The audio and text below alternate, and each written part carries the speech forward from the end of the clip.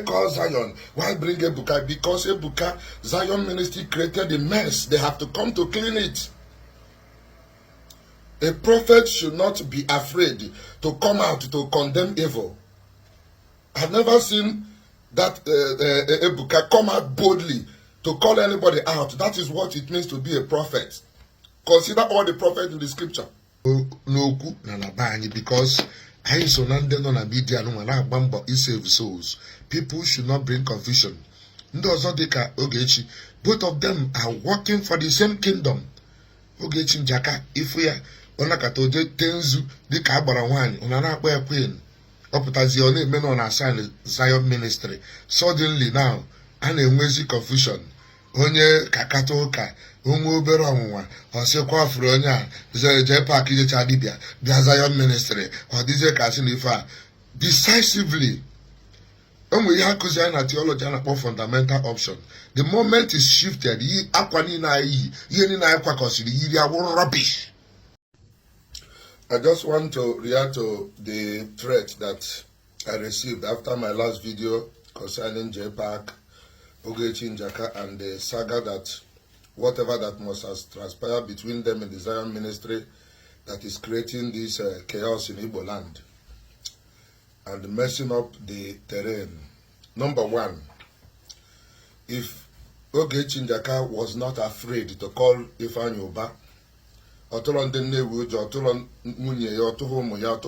anybody, then a prophet of God should not be afraid to stand out and say this is evil, and with respect for the dead.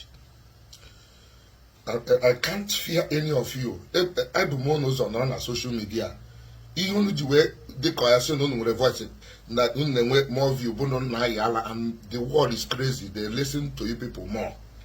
Not that you are greater than me. So I will speak to your face. I didn't download your picture. My media team did, so that all of you that are involved. Why call Zion? Why bring Ebuka? Because Ebuka, Zion ministry created a mess. They have to come to clean it. A prophet should not be afraid to come out to condemn evil. I've never seen that Ebuka come out boldly to call anybody out. That is what it means to be a prophet. Consider all the prophets in the scripture. Obro nani potana na vision nani onye dineronya. That's not prophecy. That's why the Catholic Church the restriction annual. And this is an indication of danger. Because people, if Zion are the popular, I battled Matthias Ezako, I battled Akwaku Kochiwaraki, by the grace of the calling, Enyemozi Mpota, Professor Abra, in an Akaraki, is no general, mono evil. No. A prophet, go and look at the history of those who are prophets. Nene Bemonso in Anambra State. Stand on the pulpit boldly, call out a governor, the sitting governor. Mbaka did it in his own days. I called out the native doctors when they were polluting Igbo land. And I said, you can do nothing. I will tell you the truth. Because this is social media.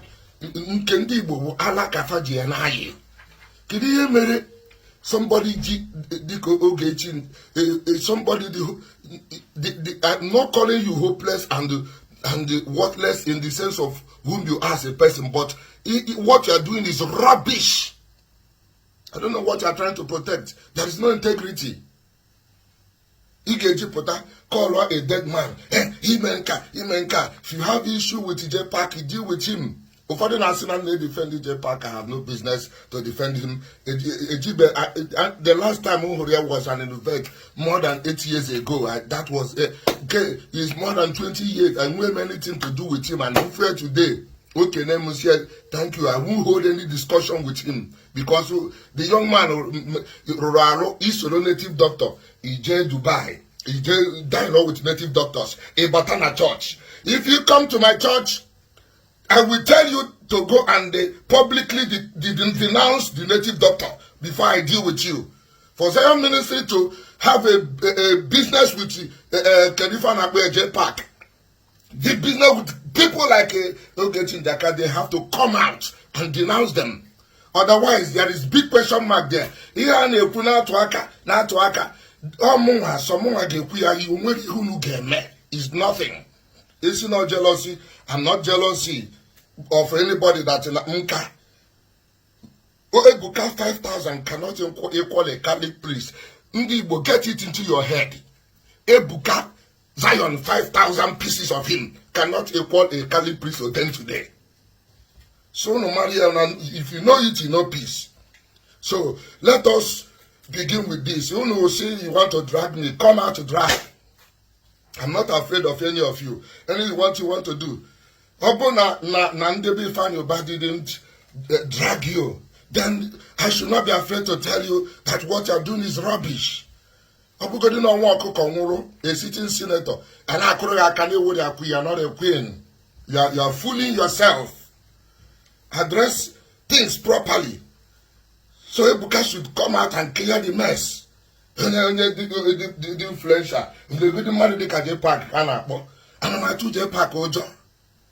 But I go to my father.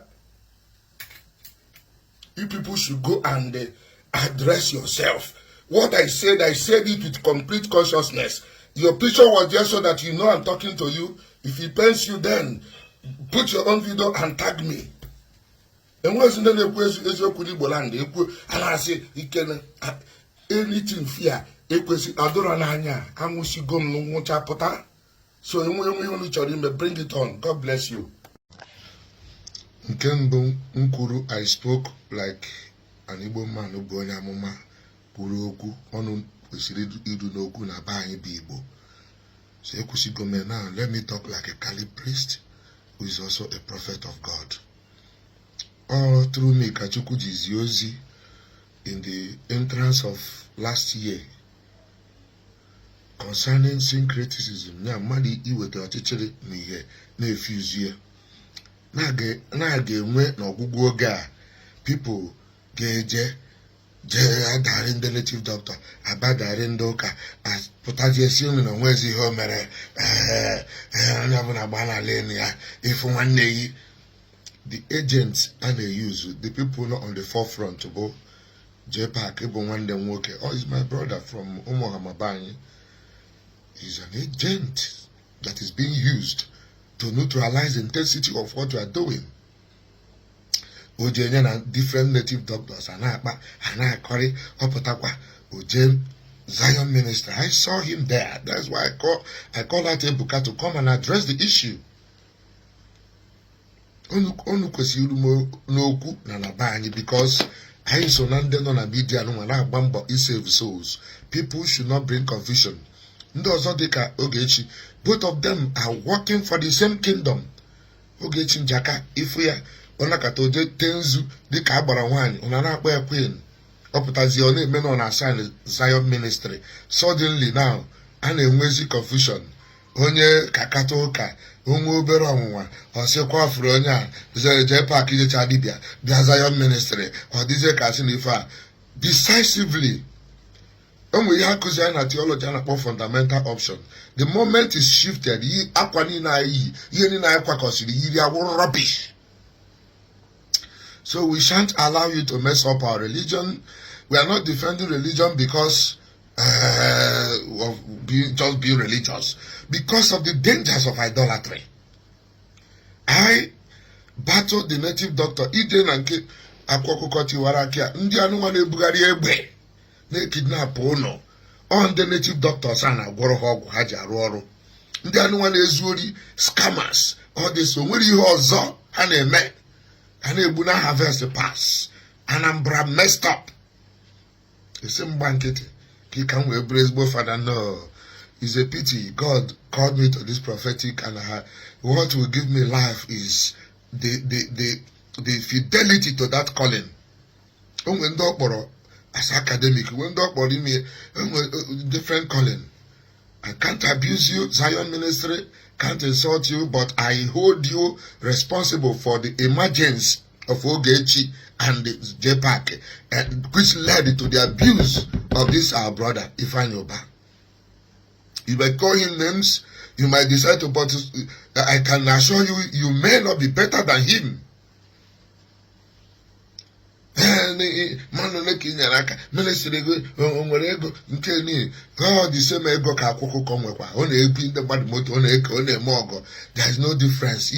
Ejiro na mmadụ na-eke ego ejiri ama ministry na-eme ọfụma. Ejiro na mmadụ nwere ego na-ebute billions. After all, the evil people do as much. Occult people na-eke rice. Ọkwa rice ka fa na-eri na Anambra na anwụsịsị. Ihe bụ na mmadụ bụ onye amụma abụ abụrụ na the prophet, but is capable of speaking against evil. Ọ bụ na ifele na egwu adụrọ eturo ịma ihe Ifeanyi Oba mere ime Igbo ka akwụkere na nke bụ eziokwu. Ọ bụgodị na ọwee rubbish na Ifeanyi Oba enwezi ihe ọgwụ ọtụrụ ịpụta ị na-akpọ ya in saga unu na-agba saga. No. So I'm saying this as a priest of God, that this is bad, and anybody that see it and say it is good, let the same thing happen to him. That is it. Zion Ministry, Ebuka, let the same thing happen to me. Namadu identified, Ogechi identified as a kingdom of marine kingdom. Only things in Anya, Bulianapota,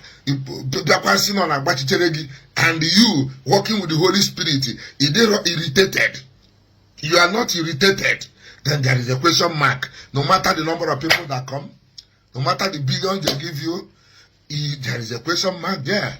Because what distinguishes you abroad all these material things, but your ability to stand for the truth.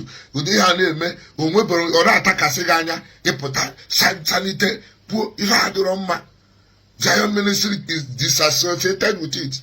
You don't even need to wait to make the statement. I just need the authorities of your ministries, the disclaimer letter, publish it.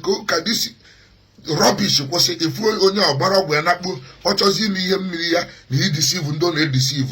Need Dokoroma dying, they have to be recalcitrant. Then let her go and do it without backing. Zion, they pose. These men are men of questionable character, and the earlier we point it out, no matter any of us with all these people, native, any of us don't agree. Light has never been approved. Na light and darkness na makoze. That's not true. Yene mind Igbo si n'aka ndị mkpụrụ nwa ha n'eji ọbara na-akwafu aja na-achụ ọgwụ a na-agwakọsi na-elikọsi na-eme kidnapping ihe niile na-abụ ndị na-efu na akpụ nwa ha n'eji ha nwa. Quote me anywhere, I defend it. So no eat and no peace. So udo dịrị unu dịkwara mmụọ nsọ gị. God bless you.